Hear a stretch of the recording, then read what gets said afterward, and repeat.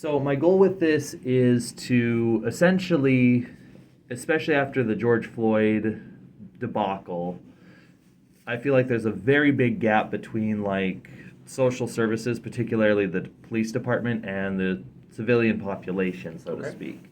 And I would like to try to bring the two closer together, if that makes sense, because your job's harder if we don't help you out where we can, but at the same time, we need you guys, you know. You're an important part of how we run our society. Right. So, do you mind telling me who you are, a little bit about yourself, and like, Yeah, you bet. So I'm Sergeant Tad Hoeschen.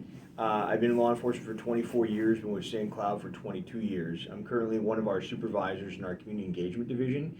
I specifically supervise our community crime impact team, our housing redevelopment authority, crime prevention, our mental health co-responder, our CRY initiative or child response initiative with an embedded social worker, and our homeless outreach as well. okay. And pretty much a whole bunch of other things with specialty events or community engagement events all fall within my purview too. So you've got just all the jobs, it seems like. All the good ones, yes. So that actually brings up an interesting question. Like, we talk about the police department as though it's one single thing, but as your whole job description just explained, it's a ton of different things. So, like, if you were to simplify it, I know that's kind of hard to do when we're trying to diversify, but how would you divide the police job description, so to speak? Yeah, that's a great question. So, specifically in St. Cloud, we have 116 sworn positions. So, sworn means we're licensed by the Police Officer Standards and Training Board to be peace officers or police officers in the state of Minnesota. We then have about 60 civilian employees who are not sworn, not armed employees that do various other positions and jobs within the department. Whether it be the front desk folks you just met, or our clerical staff that work through our reports, or our court people, community service officers doing crime prevention, a wide variety of things, parking control people. So the actual job of police officer really kind of goes, the traditional response is 911 gets called, blue suits go in a shiny white squad car, and they try to solve the problem in that immediate piece. I'll be honest with you, of our 116 sworn, that is about half or less than half of our allocation that do that actual job. The rest is kind of that underside of the iceberg where we try and do more of the preventative stuff. Our community engagement division is made up of 26 officers, so nearly 1/4 of what we do is designed towards community engagement, whether that be working proactively with gangs and drugs to try and prevent things from happening through education, through enforcement, whether that be our cop house initiative that we have, whether that be through our mental health stuff that my team gets a chance to do, our school resource officers, all those different things kind of playing at it. So the job of police officer has many, many hats. We try to do our best to help our patrol officers to not have to wear as many as they can by doing some of these different kind of proactive community engagement type of things. But the actual patrol officer wearing that shiny blue uniform has to be a enforcer of laws, has to be a parent at times, has to be a social worker, has to be a therapist, has to know when someone might harm themselves or somebody else, has to carry all those different kind of burdens with them. So we try to do the best we can to either provide them education or links to resources to solve problems at 3 o'clock in the morning. So to answer your question is extraordinarily nearly impossible because there's so many roles that you have to play. Mm-hmm. And whether that's something that is put on us by city charter, by our license, or by the demands of the public. For instance, mental health, and I can talk ad nauseum probably for you about mental health and what we're trying to do. Mental health is not a law enforcement issue. Mental health really has very little to do with law enforcement. When I started in law enforcement in 1998 as a cop down in Kansas, if we got a suicidal call, we responded damn near with a SWAT team because we were told if someone wanted to kill themselves, they're going to try and kill you as well. We quickly realized that's not the right approach. We were demonizing and criminalizing mental illness. But as we evolved into education and what we do, we try to find different ways to approach it, different resources to help people, even at 1 o'clock in the morning or on a Saturday afternoon when maybe not all those resources are available. So trying to find as much as they can do to solve the problems long term. But the problem is when things are scary, 911 is called. When somebody is in the middle of a roadway screaming and yelling, it's frightening to people. And so versus using de-escalation skills, versus contacting mobile crisis, which we have in central Minnesota, versus contacting other resources, the easy one to call is the 3 numbers that we all know and have memorized. What you get when you call 911 on a Saturday afternoon when someone is screaming in the middle of Target on the east side of St. Cloud and having a mental health crisis is you get 2 officers in blue uniforms, in white squad cars, that are trained to be police officers. They're trained in mental health response. They're very good at mental health response, but they're clearing the last 25 calls they just went to, and maybe they just went to a dead child, or maybe they just had domestic in progress, or maybe they had a building fire they responded to, and now this acute mental health emergency is their next one. Not necessarily what law enforcement was designed to do, but as a society, that's what we've thrust upon it. Is that's the role now you have to play because it's scary. Who else are you going to call? That makes sense? It does make sense. And it kind of touches on something that a friend of mine did a police ride-along. Mm-hmm. And one of the things they noticed is that during this ride-along, there were, like, this friend said they could never be a police officer because just watching everything, like, if someone's speeding to get to work and, I'm going to be so late, they're not sure they could follow through on what they're supposed to do. And it kind of brings up the question, how do you guys do it? Like, I'm not trying to say you guys are stone cold. You're people just like us. Right. So what's that like when I don't know if you have a family. Mm-hmm. You do? Okay. Oh, yeah. Like, what is it like when you have to make that transition between, okay, I'm a police officer, I'm upholding the law, compared to like how you are at home where, if the kids break a vase, or something like that. Right, good point. So here's the thing, it has to come down to what's the greater good. How do we enforce and how are we told to enforce? Ultimately, what we do, believe it or not, is dictated by a document that was written in the 1700s on the east coast of the United States of America. And that pesky Constitution is still something that we're held to today. So how we do what we do is really garnered by some of those really old documents.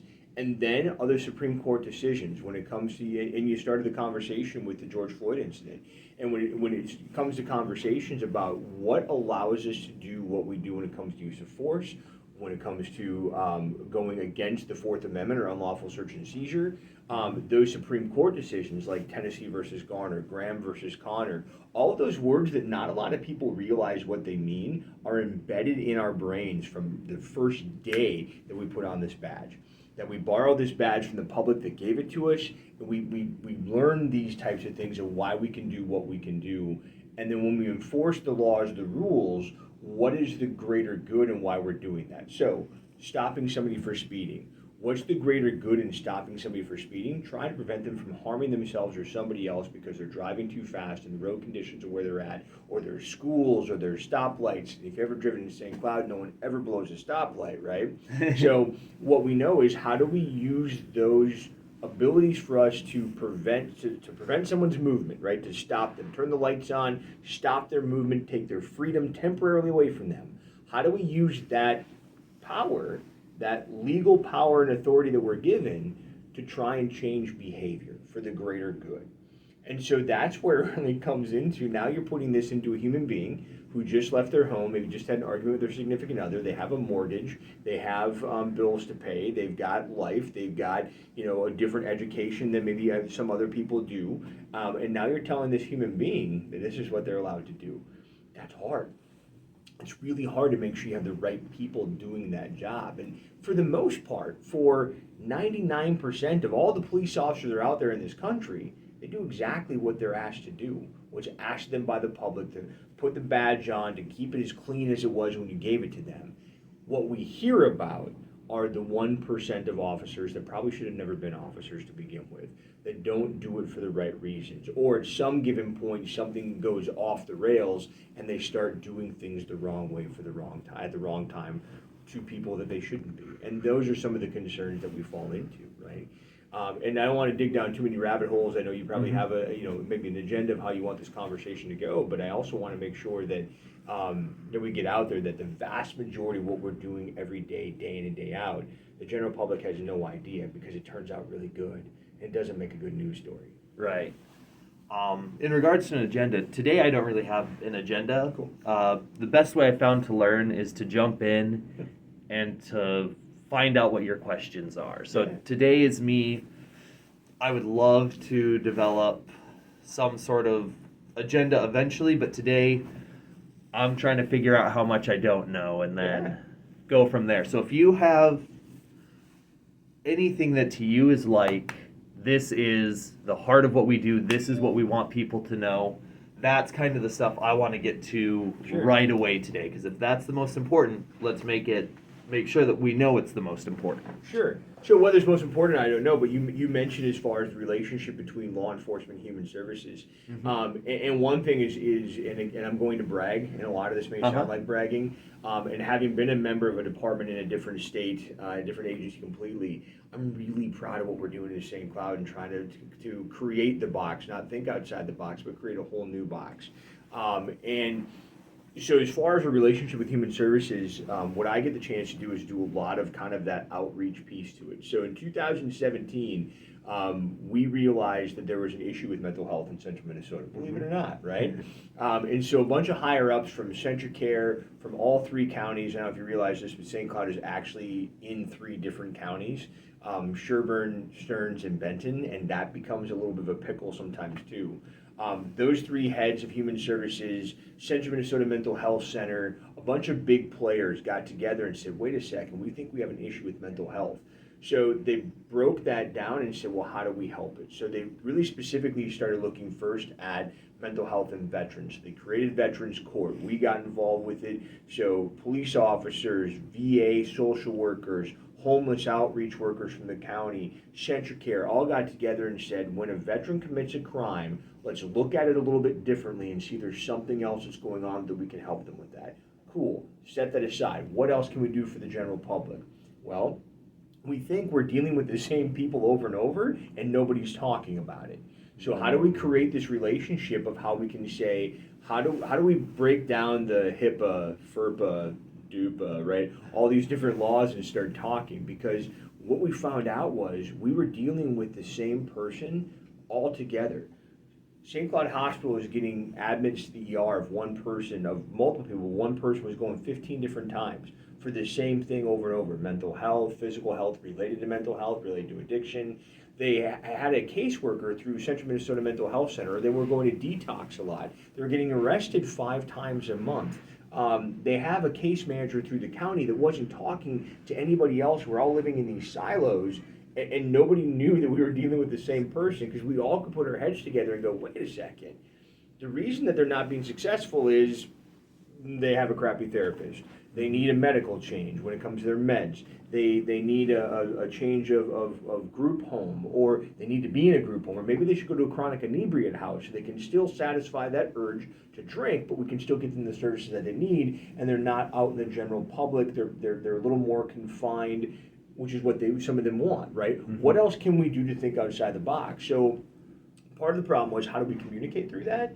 So they came to us, and we kind of got to the table and said, well, law enforcement data is 98% public information.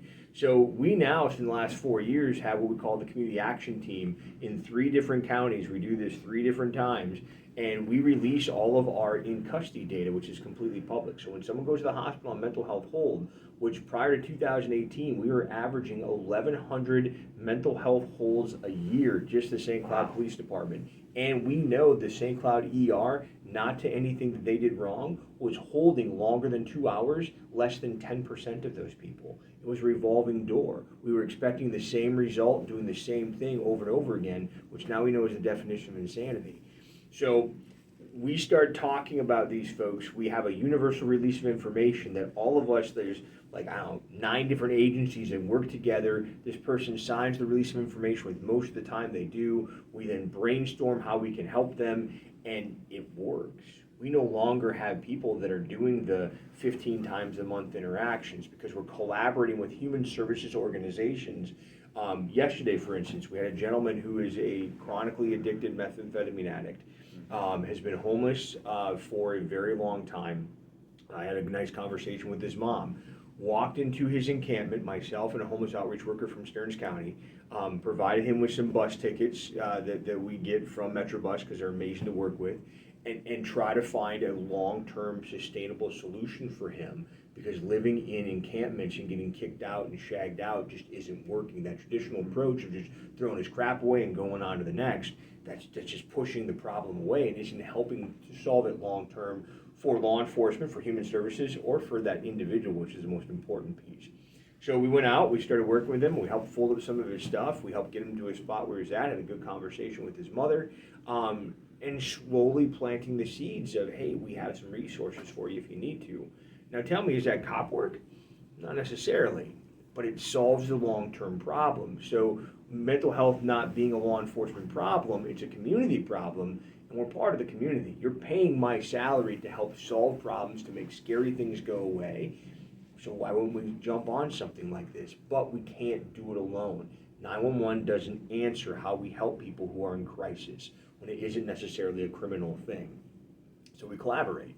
And that collaboration is absolutely, to have social workers that walk with me wearing stuff just like this, and the social worker coming along with me going, oh, this is my friend Tad, and to collaborate and to have social workers not go, oh, it's a cop, I don't want to talk to a cop.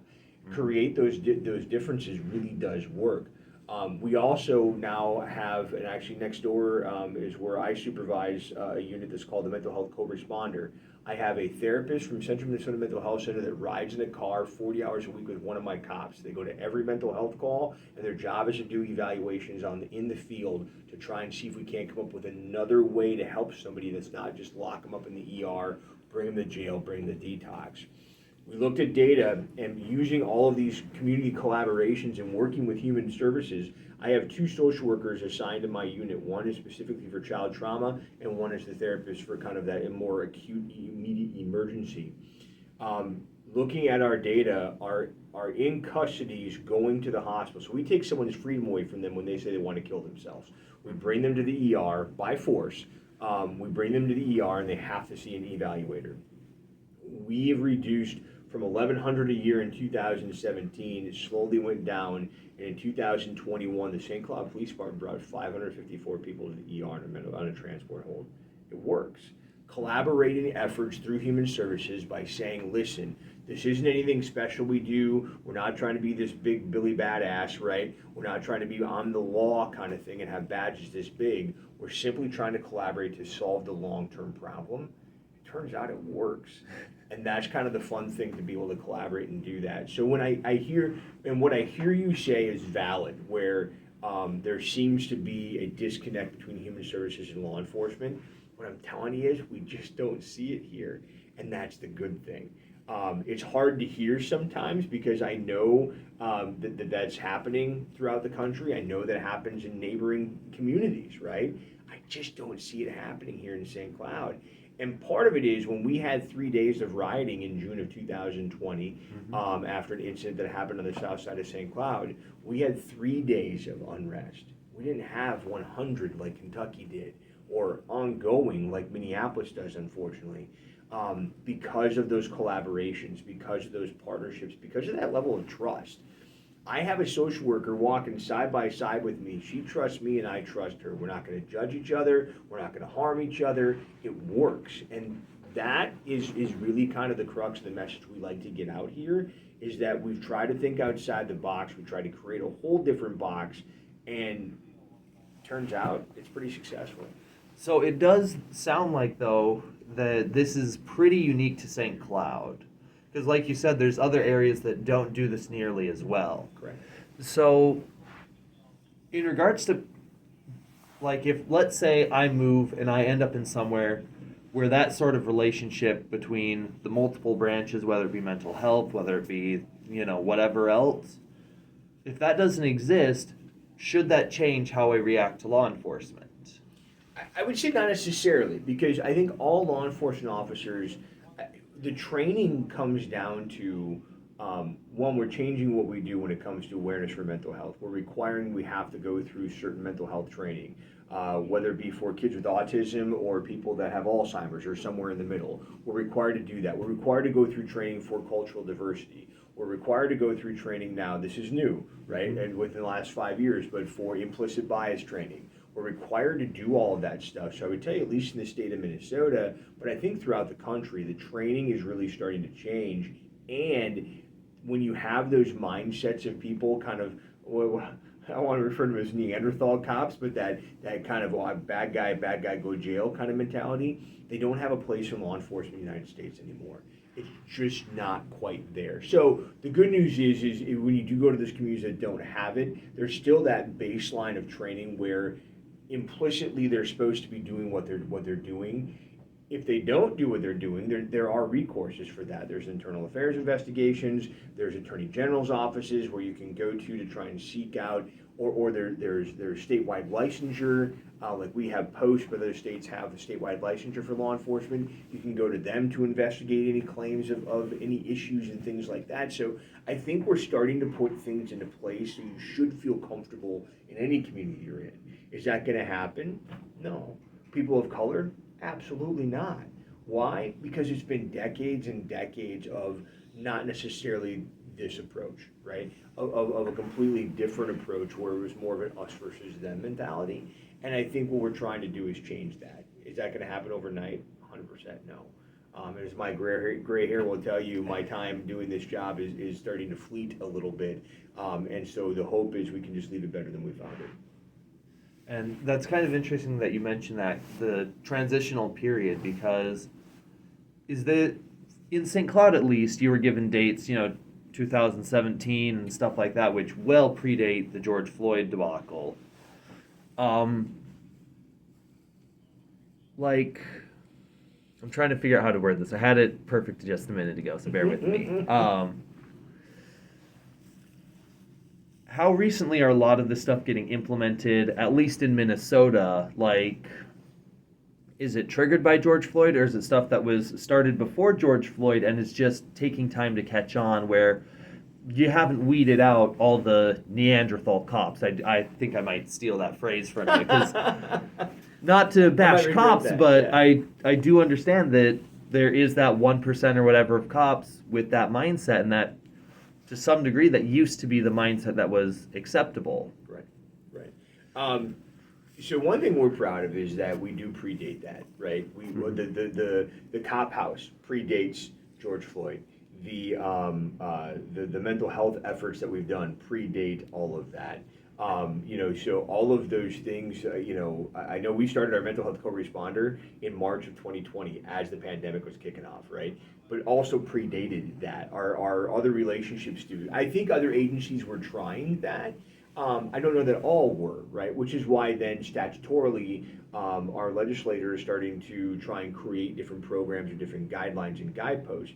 And what they're finding out and when they're doing that is, moreover, agencies were doing a lot of this proactive stuff. Post our license holder, they were implementing this type of implicit bias training or this mental health awareness training. The crisis intervention trainer, CIT officers, was a thing well before May of 2020. So all of these things I think were in place. I think when you have one of these major incidents, it becomes a catalyst for education to say we need to push it through. My law enforcement career dates all the way back to, and actually I was a cop 3 hours from where Columbine happened. That shifted our complete and total paradigm of how we respond to active threat responses. Referring to the Columbine, Columbine right. Shooting, okay. Correct, yeah. So in 1999, when Columbine happened at the high school, where a couple dozen people were murdered, we responded to active threat a whole lot differently. Our job was to secure a perimeter and wait for SWAT to show up. We evolved because of a major incident. some of those things and some of those responses to do things differently were already in play. We just weren't doing it as a whole, as a practice, because the underbelly wasn't exposed yet, right? And then to keep on the guise of active threat, there was still slow evolution for a lot of people until 2012 when Sandy Hook happened. And once you have an elementary school that's shot up and a whole bunch of kindergartners are murdered, now we start paying attention a little more and the paradigm starts shifting. Now I'm sure you're taught active threat, run, hide, fight. Whole different approach than lockdown, which is what we were doing before, but it's because we learned from human tragedy. So while things were starting to change, the catalyst and it just kind of got kicked into overdrive because of something major. So while I think that things in policing were starting to change, and my dad started in law enforcement in 1974, him and I have had a lot of conversations. He predated in law enforcement Miranda. Predated in law enforcement Tennessee versus Garner, which is the fleeing felon rule. All of those things were prior to or happened after he became in law enforcement. And so the career itself has changed. It sometimes takes catalyst events to say, man, are we looking at this the right way? So here's the thing. While other places might be going, oh, we don't want that public outcry, we don't want protest, we welcome it because that's a chance for somebody peacefully to protest, to say we want our voices heard for change. And change is happening, right? What I'm here to say, though, is we were doing it on our own well before it. So it's hard to get lumped into why aren't you? And it's like, damn it, we were, right? And so, but again, nobody really wants to talk about when good things are happening. When I walk through a homeless encampment and help a person to put the methamphetamine pipe down and get some success, when my officers walk up to a struggling person from a group home and who might be drug seeking, stop him before he puts that debit card in the ATM like happened yesterday and get him back to his group home where he's safe, that doesn't make the news. You don't have a reporter following you around reporting every little thing that you do right. Yet that changed somebody's life, I believe, right? And all of the things that all of our officers in all of the country do every day goes unseen. And I get it, right? I get that there's a need to, if we're doing it right, why do we have to talk about it, right? Okay, cool, I get that, but then why do we only focus when we do it wrong? Well, and it goes back to one of those things that I'll have to look up who said this, but they said something along the lines of tragedy is fast and viral, change is slow and they didn't use monotonous, they use some other word for like boring. I forget what it was exactly. And I think that's very true. And I do have this question, which I'll kind of use in closing for today.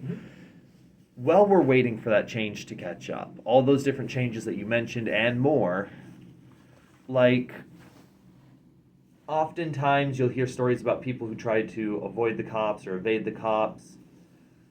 And I think most people know that doesn't work, but how does that change how an officer has to look at a situation? If I resist arrest, or if I try to speed away while you're going and checking something in your police car, how does that change how you're forced to engage with the situation? Because I don't think I'm being inaccurate when I say it changes the situation. You can't view it the way you were viewing it before. Right. So when things kick into overdrive, right? When something that we were dealing with one way, all of a sudden the person flees, resists, whatever, that does up things for us, because our job put onto us by the courts is to enforce the laws and to prevent violent actors from harming others, right? And that's extraordinarily simplifying it, but that's the job that was put upon us. So think about this. If I believe that somebody is committing a crime, violent act or property act, and as I go to prevent it from happening, they flee the area, resist me. If I just say, you know what, not today, Zerg, right? I'm not going to go ahead and I'm not going to engage in this, and that person goes and harms somebody else, whose liability is that? It's ours, Because we had the duty at that point to intercede, we had the ability to intercede, and we chose not to, not because of something egregious, but because I just didn't feel like doing that today. Or I'm worried about someone judging me, right? And so we now have to change the scenario to say, I have to prevent this from happening because there's significant liability if I don't. Criminal, civil, whatever, and my liability out, it's the fact that what if the next victim is your family? I have to be accountable to you and to your family and to everybody else to do my job because you pay me to. You pay me to prevent bad things from happening. And if I don't, what are you paying me for? And now we open ourselves up to everything. So the balance comes in, how do I utilize the training I have to either verbally de-escalate or use the minimal amount of force necessary to be able to stop that from happening? And do it while I'm being attacked, or I'm driving 100 miles an hour down the road at 3 o'clock in the morning and getting screamed at by a whole bunch of things on the radio. How do I calm all those nerves down enough to do it perfectly so everybody's happy? And that's the catch, right? That's the hard part about doing this and why not everybody should do this job. Because you have to balance all of that. You have to balance how do I preserve the public peace, yet preserve everybody's safety as well, and use the minimal amount of force or whatever it might be of how far I'm going to drive or whatever after somebody, but use the minimal amount necessary to still affect the desired outcome.